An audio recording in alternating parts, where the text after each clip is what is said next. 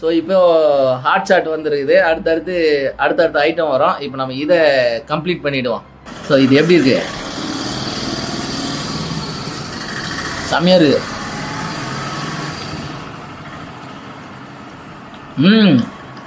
செம்ம ultimate guys, செம்மையாக இருக்குது. நான் ரோட்டு கடையில் நிறைய பானிபூரி சாப்பிட்ருக்குறேன், பட் இந்த மாதிரி இருக்குன்னு நான் எதிர்பார்க்கல. செம்ம அல்டிமேட்.